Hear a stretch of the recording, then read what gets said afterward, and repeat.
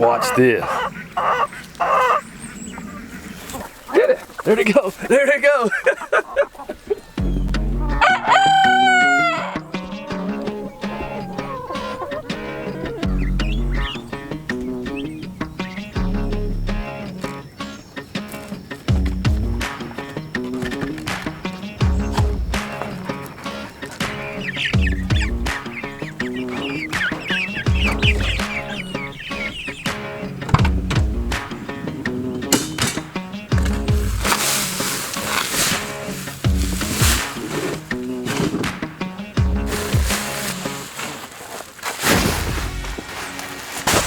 Greetings, friends! So I just got this feed from our local farm and feed mill that I buy from usually every 2 weeks or so. But one of the things that I've been noticing over the past few months is the prices are rising like crazy. And it's got me like, ah! And I'm starting to think, man, can I even afford to feed my chickens anymore? I think maybe they need to go out and get a job or something. Or maybe I just need to sell them, just get rid of them. But then, if I do that, I'll have to solely rely on others to get our meat and our eggs from, like the grocery store, which is also seeing rises in prices, as well as forecasted food shortages and things like that. So that's not a good idea. So what I need to do is actually figure out how to cut my feed costs for my livestock, like my chickens.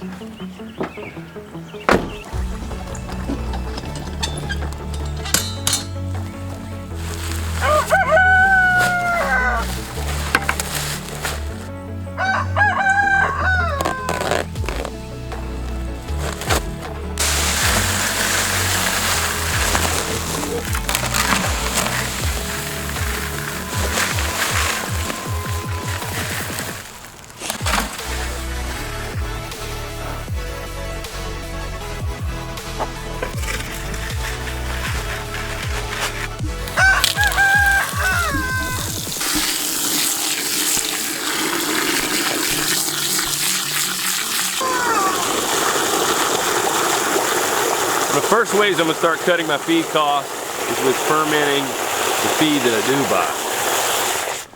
So, adding water to each bucket of feed. You want the water to go above the feed. After you fill it up, you want to make sure that the feed stays under the water, that water's up there in the bucket. And then we're going to let it, watch it, stir it occasionally, and then let it sit and ferment for about 3 days. Some people do 4 days. Two other things that I'm considering doing is, one is buying my feed in bulk. Each time you buy it in a bag, that's an extra $1. So if I cut that cost, as well as mixing my own feed, buying the different ingredients, because each of these are mixtures for layer birds or broiler birds. So if you buy the different ingredients separately and then mix your own, you can also save some money.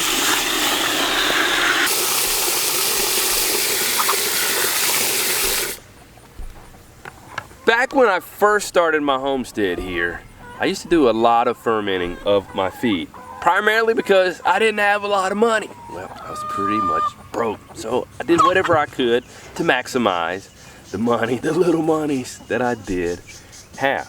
And fermenting helped out a lot. And as we started doing better here, got to the point where I was like, well, I don't necessarily have to ferment the feed anymore.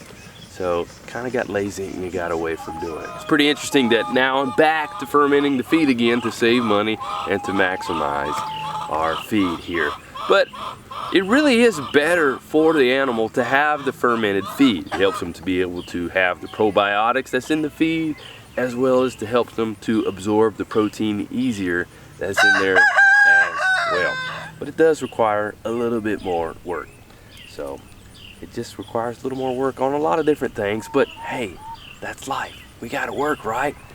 And one of the things that we've also been doing recently is giving food scraps to our animals. We give food scraps from the garden, food scraps from inside the house, things that we don't use, food waste. And we also give them food waste that comes from local grocery stores when we can. And it's pretty crazy, it's pretty ridiculously crazy to think about how much food is wasted each year in our country. It's something like over 100 billion pounds of food wasted each year just in this country. It equates to something like 40% of the food that is produced is wasted. Why not give that at least to the animals, since people aren't using them? Some of it probably could be, but why not give it to the animals?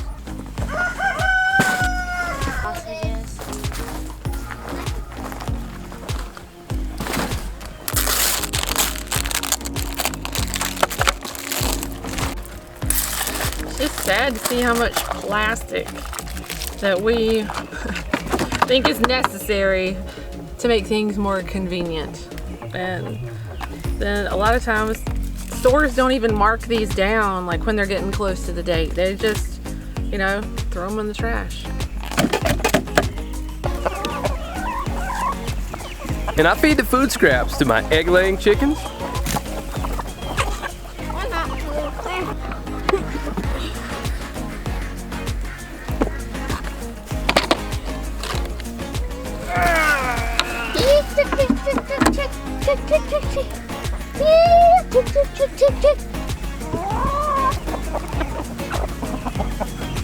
My meat chickens, they really love the greens, but they really love the fruit. And I also feed them to my ducklings, there you go, as well as our mature ducks.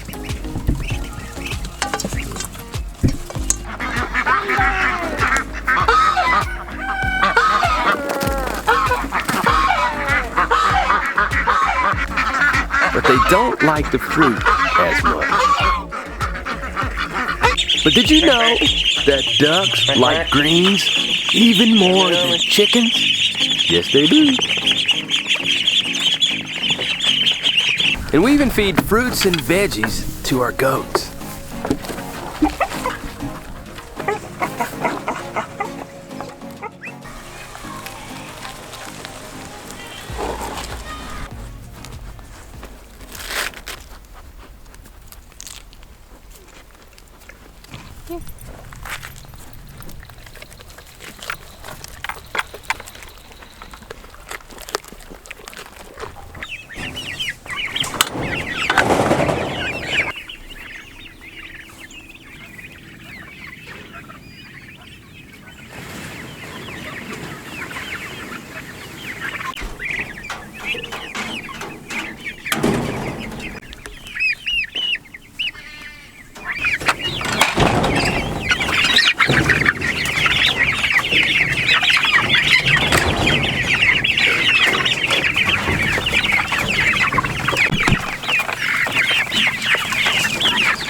Believe it or not, chickens are not vegans. They're actually omnivores, meaning they eat plants and meat. So another way to save money on feed costs is to move them onto fresh grass daily, on a regular basis, sometimes multiple times a day. But the greens only make up about 20 to 30% of their diet. So they do need some feed, some supplemental feed. But some people think that chickens are vegan when they're actually not. You see a chicken, if you ever watch one, you just observe it as it's expressing its chickenness. It eats all kinds of things that would surprise you. Some things that are slithery, some things that crawl, and they actually make a game out of it sometimes. But chickens eat a variety of things. Watch this.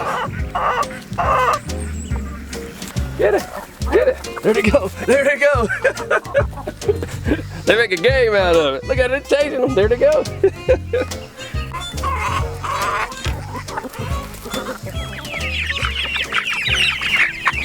And having a good feeder is key for your chickens not just scratching the feed out and wasting it like that. So this bar here keeps them from kind of doing that and getting in their feed. So I really like this feeder here from Premier One. Also, trying our hands at the Delaware broiler here, and right now I'm really loving it. We've done the Cornish crosses in the past. They grow fast, but they eat a lot and drink a lot. And these Delaware broiler here are growing to be similar size right now to the Cornish crosses that we have in another chicken tractor. Same age, they're very close to size, but these guys or gals eat a lot less and drink a lot less, which will actually also save some money. And you can get Delaware broilers from Murray McMurray Hatchery.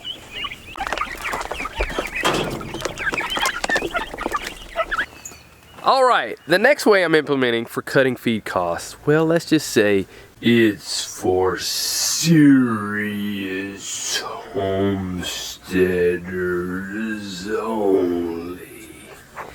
And it is something I actually forgot about. And it wasn't until I started having this problem. Actually, it was many little problems. Well, some were bigger than others, but it was a problem of rats. We had rats in various places here on the homestead. And I was like, we need to do something about these rats. So some of them were pretty big. Like I said, they varied in sizes. So we used some of our bigger traps to catch the bigger rats. However, those traps don't kill them instantly. And a lot of different ways that we were trying before of like poisoning them or whatever, it was just not that fast. So I had to do what I had to do and ended up just drowning the rats. Yeah, I know, not glamorous, not fun, not something that I look forward to.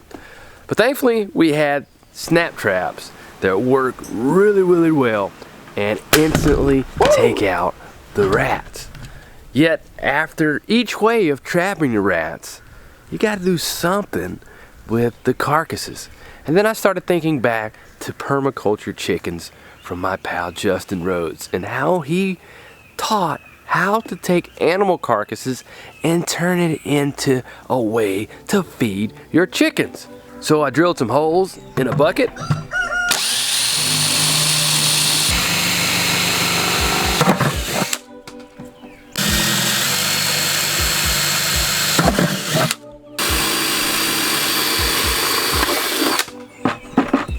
Set up a stand.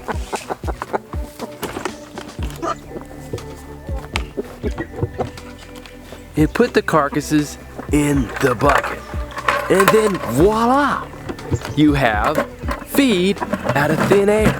Black soldier flies come onto those carcasses and then they lay their eggs and then a whole bunch of larvae hatches. And then they drop out of those holes and the chickens absolutely love them.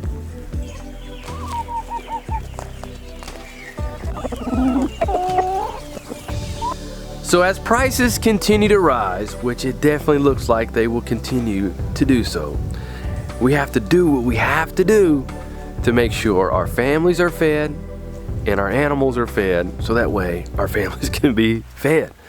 What are some of the ways that you cut feed costs for your chickens or other animals on your homestead? Let me know in the comment section below. I'd love to hear whether it's ways that I mentioned in this video or some other methods like growing fodder or composting for your chickens that get in there and scratch and eat the things that are in the compost that we can't even see, or things from the garden. Let me know. I would love to hear all of your ways.